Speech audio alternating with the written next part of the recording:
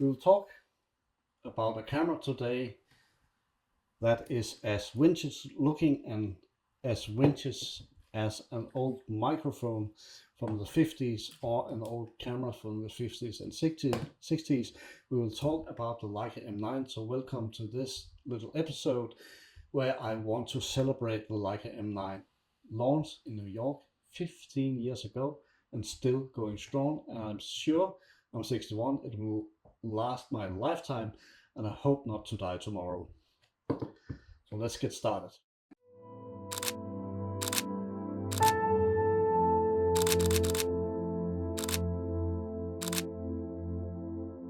It's just around September 9th, and why is that special? Well, it is special in that way that this legendary Leica M9 was launched September 9th in New York, and we're going to talk about this iconic camera today and something about photo workshops. Welcome. In this box, originally packaged, there was a charger and there was a camera without a lens, the Leica M9, a beautiful and now iconic camera, I think. And if we open the original box here, we have the manual in this thing that I have to admit I rarely read those things, so let's put them away.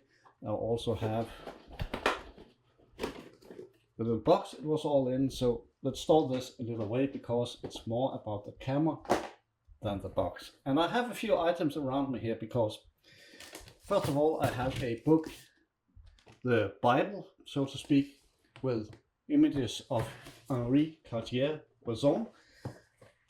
Beautiful images shot on Leica, not the Leica M9 because that one came out later. Before we get started, be sure to subscribe to both the newsletter, where you can sign up below. You will get some free presets when you sign up for that, and subscribe to the channel so you get notifications each time I put up a new video here. We will also talk a little about workshops a little later, but first let's dig into that beautiful camera. If we wind time back to the 50s, then most cameras, also cheap cameras, was like this little Agfa Pronto 125. Rangefinders was the thing at that time, and there were plenty of those around. Today is quite different. For some reason, Leica stubbornly continued producing rangefinder cameras also when they began to make them digital, like the Leica M8. The M9, which is the topic today, is just something extraordinary though. Cameras come and go, but the Leica M9 have stand the test of time. It is a special camera, and why is that? Because it's only a 18 megapixel camera, and compared to 24, 40 and 60 megapixels in the Leica M11 today, that might seem like nothing, but it is. It is enough to make a print like this in the background, and that's far enough for me to make a print in that size, and else most of the time it is watched on a computer screen or a television if you transfer to that. And 18 megapixels is not just 18 megapixels, it's the kind of megapixels we're talking about. And if you don't need to make really great big posters and print them, this camera is enough for you. And why is it special then when it's only 18 megapixels?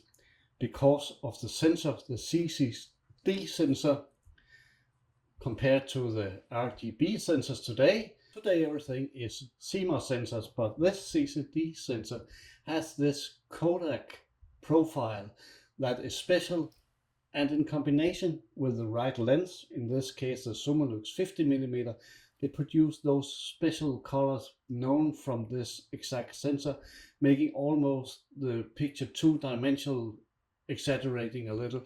And if you don't believe it, you have to test it on the screen. You will not be able to see it clearly on Facebook or Instagram or here at YouTube, because the compression of the images and the video file simply kills it. But as soon as you put a picture up on your laptop on your iPad. From this camera you will see the difference with your own eyes. It has that matte color, believe it or not, but I can see it immediately when I put these files up compared to the files I get from the Sony cameras I use as well. So this camera is special in many ways. It also have this magic feeling about it. Is made in a house made of aluminium inside and then a brass body around it, which makes it, this is very well held, so there's only a little worn off here of the original paint, but else it gets that wonderful brass color underneath, making this body really special.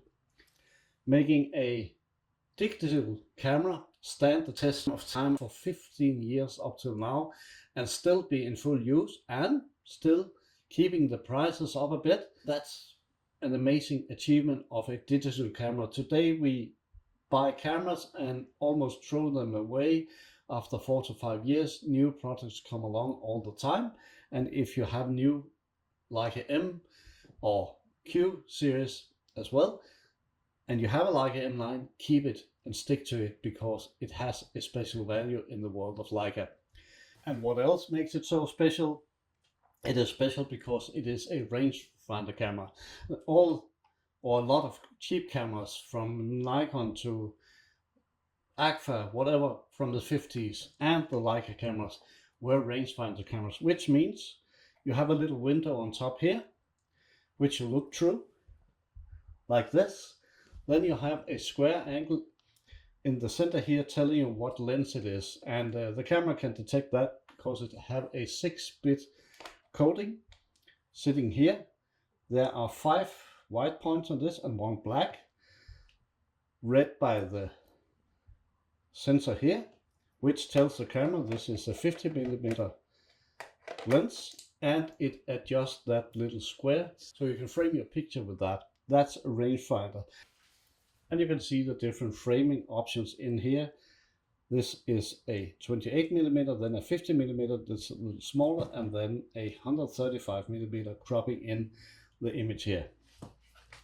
The way you focus with a Leica Messsuche in German or rangefinder in English is that you have 2 images above each other in your framing in here, and when you make those 2 lines be on top of each other, and that can be a chair, it can be eyes on a person, it can be a tree, when those 2 pictures align over each other at that point where you want to focus, then you know that's your focus point. This window connects to the lens, and this is how you get the 2 pictures aligned and set focus. The thing with the Leica M9, it takes just a little while for it to open, and that is one of the beautiful things of this camera, believe it or not, but I like that slowness, how it drags the tempo out of shooting and not just click, click, click, click all the time. That might seem stupid nowadays when everything is fast, but I actually like that slow feeling, like a film camera where you have to wind forward to the next picture. Here is a motor in here, so we can shoot at burst mode. The thing with all Leicas is that they have a habit. It can happen that in burst mode, when you shoot too many pictures in a row, and then the camera might lock up and freeze, and then you have to remove the bottom plate.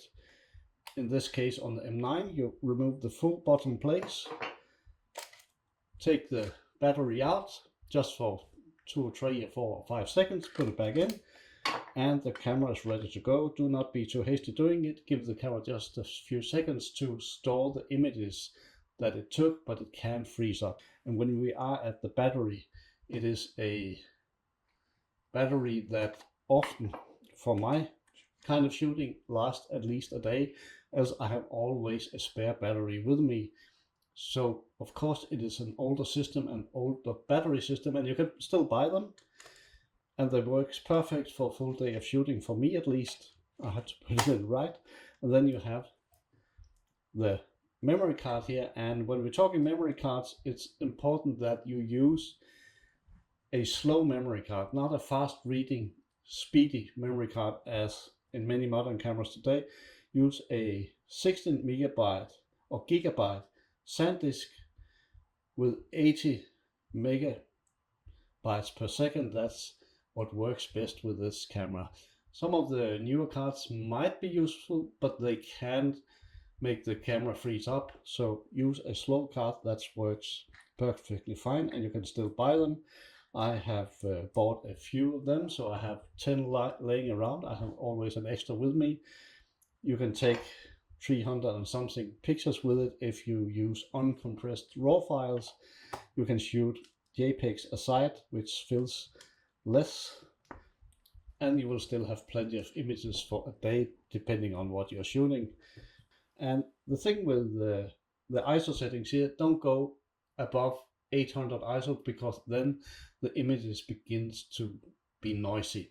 And if you compare that with a modern camera that can go sky high on ISO settings and still have noise free or very low noise images, of course this is a limitation. But again, the CCD sensor compared to the CMOS sensors today just produce those wonderful pictures, and that's why it's all worth keeping that camera alive and shooting with it. So this is still my main camera for all street photography, for portraits and more, and it is still just growing strongly. And when we talk Leica, we also talk feelings and history. Leica has a history of great photographers like Henri Cartier-Bresson and many others using Leica. That story clings to the camera, and you pay more for this camera than you do for other cameras. It holds its value much better than other cameras do. And why is that? Because it is built so well. It's not plastic, it is metal and it is brass, and it just holds for a lifetime. Compared to that, or added to that, we also have those magnificent lenses by Leica, fitting a very small body here with a full frame sensor. If you compare that to a Fuji X100V or V, the new one, which delivers 60 megapixels pictures on a crop sensor, well, here you get a full frame sensor and only 18 megapixels, but the difference between the pictures on the Fuji and this one, I think, speaks for itself. But that's my take. And before I made this video up to this 15 years kind of anniversary of this camera, I wrote a little bit on it on social media, on Tweets and Instagram. And the thing is, there is a love for this camera among Leica enthusiasts. This camera is something special. It was produced from 2009 until 2014, and it had that little thing, or big thing, clinging to its history, that the older sensors, they had a corrosion problem. Some of the sensors began to decay and crack, and at that time that happened, Leica swapped them to new sensors. It was a production failure of some kind, where there was missing a protecting layer. There are many stories about that. If you click on the link in the video below here, you will get the story about how to recognize if you have old or new sensors, because you can read that in the menu here. There's a little tricky swapping of the menu wheel here, and then you will get the information. This is a new sensor replaced by Leica earlier on, so it is absolutely sure it will not have that corrosion problem. But the older cameras or sensors might have that problem. If it isn't occurred yet, I think it will not happen, or you just have a newer sensor where this is not a problem. But if you buy a used Leica M9, and you can only buy them used because they're not produced anymore, then check if it is a new sensor replaced by Leica. The ISO performance isn't great, but with a fast lens like the Summilux going down to 1.4, I have shot a lot of pictures in the nighttime where there was sufficient light, and handheld down to a 60th of a second, it is possible to hold the camera still enough. Although there are no image stabilization at all in this camera, you just have to hold the camera still and steady. Another thing is that you can only shoot in shutter mode automatically here. The aperture mode is manual at the lens here, which also leads to the camera is not able to read out the exact aperture when you take the images into your computer, into Lightroom or any other software, it cannot read the accurate aperture. Even if it sits on 1.4, it might read 5.0 or 8.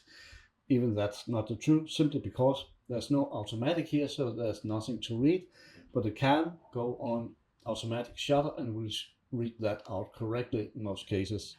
But I'm the kind of guy, I shoot manual all the time, so I can control what I'm doing. If you prefer to use the aperture here, you just have to be aware that you should maybe compensate that, but then you have to go into the menu to make a exposure compensation.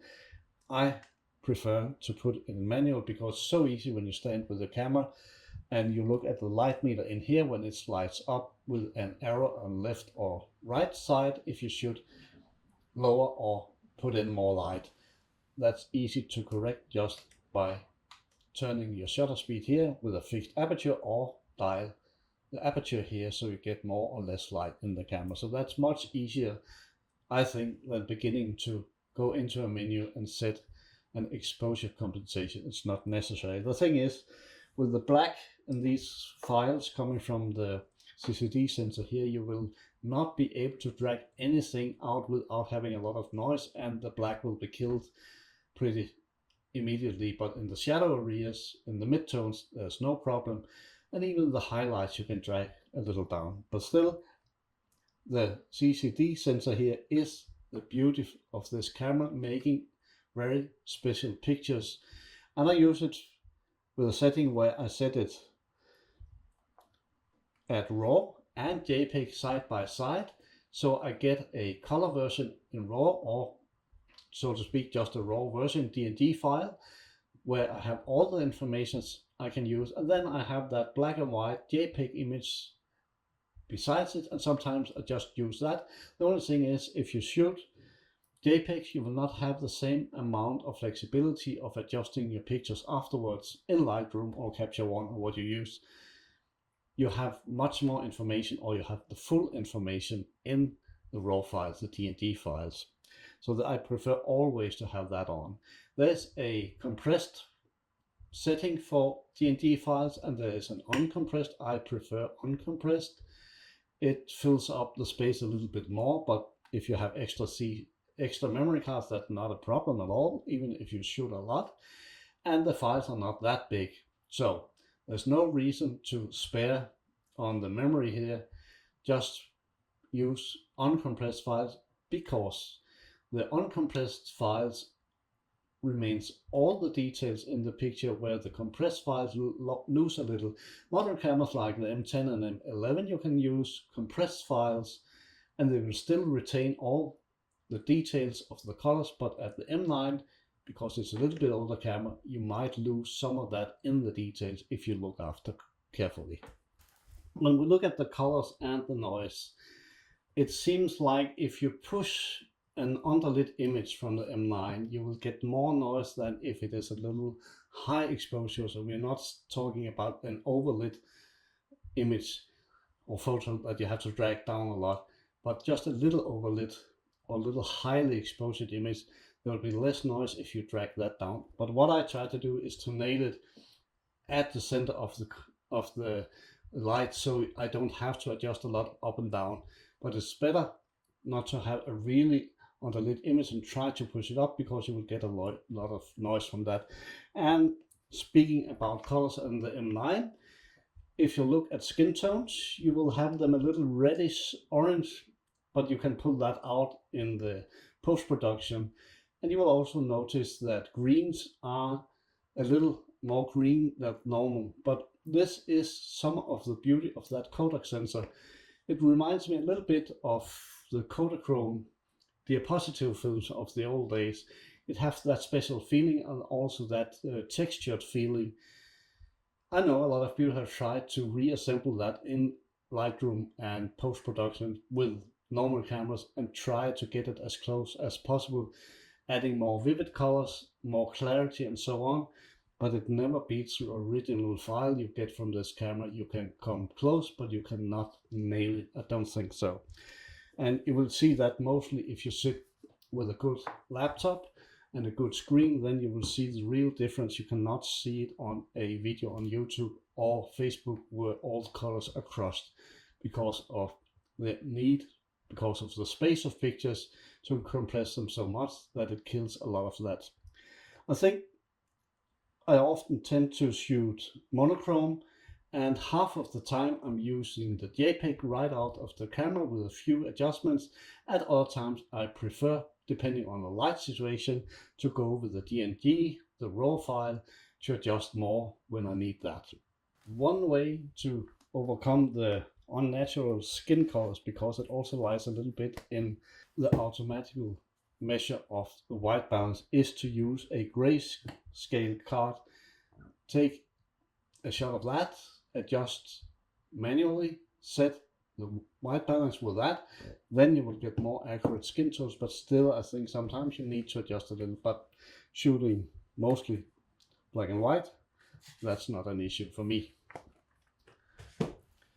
And a final remark of this beautiful camera is that you can change to all of the original Leica M lenses made through history. Some of them will come with a screw mount. This is a bayonet mount, and if you get one with a screw mount, you can for very little money buy a Chinese adapter to put on the lens, and it will fit accurately, and then you will have a working lens. And it can be fun to use even old Canon lenses made for that system in that size and diameter, and you can get that vintage look. But I prefer to use Leica lenses most of the time because they are simply made for the camera, and I think especially with the M9 it is obvious how well they work together. The fantastic thing about the Leica M9 is not just the design, it's also, and I know it's a little old-fashioned, but it is the sound. Listen to that. In modern cameras, we like silent cameras, and there are different modes to shut this down so it isn't as loud. But is that loud? Barely people will notice it a few feet away. And then there's a discussion about the red dot. I don't get that. I only think that people that are really into cameras and into Leica will ever notice that little red dot and know what it means. So if you shoot people on the street and you have your camera up here, they will barely notice this is a Leica. They will just notice it looks like an old vintage camera, which it actually is. Then when it comes to the three windows up here, this window is connected to this one. This is what makes the camera able to measure the distance when the two pictures are aligned, as we just talked about. These two windows do the job when you adjust the lens. And then there is this little white window, and that is only to illuminate the square inside the mesurer, the viewfinder here, so you can see the square of the focal length of the lens. So if I hold my finger over here, that will disappear in here. So that's everything it does. It doesn't use battery for that, just natural light. The way this camera measures light is when we remove the lens, 3 small light meters sits down at the base here, and they point into the shutter curtain here, the gray areas, and use that reflecting light coming through the lens to determine the light in here. And I always use a centered weighted metering of the light. That gives me the most accurate, I feel, measure of what the light is in a picture. Another thing with this camera is that although it is produced in 2009 up till 2014, it has, like so famous on the Fuji X100 series, it has different picture profiles in JPEG you can choose on. At the back screen I will set them up here, one picture with each setting, black and white, a vintage black and white, and a few other options if you like to play around with that. Else use the raw version, the DNG version, so you have full control on your post-production of your pictures, adjusting light and shadows. So the Leica M9 is all about simplicity and beauty. The menu structure is minimal compared to other modern cameras where you have loads of features that you never use. What you need to use on a Leica M is simply adjusting the light, how much should come in, the exposure and the ISO setting, and that's it. That's what you need to take a great photography, and then your eyes, of course. The rangefinder's quality of looking through a clean piece of glass is that when you're using glasses like I am, I don't need anything to adjust in here. I see everything clear through the viewfinder. I don't have to adjust an electronic viewfinder to my eyesight and have difficulties getting my glasses into there. I know some people talk about that they need something so they can get it in there, but I can see it fully. I have no problems using glasses with this camera. And the great thing using a rangefinder is that you always have a clear view of everything going on. You don't need the electronic viewfinder to try to adapt what you see, changing colors, making it too dark, or trying to compensate. What you see here is what you get, and that's the beauty of that. So that's why I like it. And at the same time, when I look through my viewfinder here, I can, because there's an open area outside the framing in here, I can see what happens just outside there, so I can wait for people to walk in without missing that. In electronic viewfinder, you only see the exact framing of the image. Here I get a little around there, so I can observe what's happening and make a better picture this way. So that's why I like the rangefinder, the M system here so much, because it is fantastic for street photography. It's a really good tool, and I never hold the camera up like this, because then I'm focused on the screen here, and the screen here is not live view at the M9, that's for newer models. So that's a solution that is off, which I find is good. I hate doing photographs like this or like with an iPhone, because my eyes are focused on the screen and not what happens around. With the rangefinder here, I can both do like this, and I can close my eyes, look into the screen here, and still I have an open area around, so I notice what happens just outside the frame. That's a really great value if you like to shoot street photography.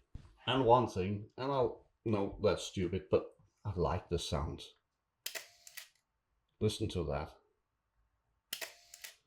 That sound of a real camera is just all worth it, isn't it? I know newer cameras are totally silent, which can be a great feature if you are in a room, in a church or something where you don't want any sounds to turn up, but never mind. That's not much, isn't it? I'm going to have a workshop in Paris with a group of people, and if you're interested to know more about photography and the way I shoot, I will urge you to sign up for a workshop. I make workshops around Europe. We will have fun for 2 or 3 days. We will walk the streets. We will look at equipment like camera and type of lens. We will look at framing. We will especially look at light and how you capture the moments that make your photography pieces memorable. We will talk about gear and approach and style and much more. So sign up for a workshop. Be sure, do it in good time. There are no more workshops in 2024, but in 2025 I have until now 4 workshops lined up. So be sure to sign up for them before it's too late. I hope to see you there, and we will have a lot of fun on the streets doing street photography and portraits and much more, depending on what your goal with your photography is. Bring a Leica M9, any other Leica or any other camera you want. I hope to see you around, and thank you for watching this episode.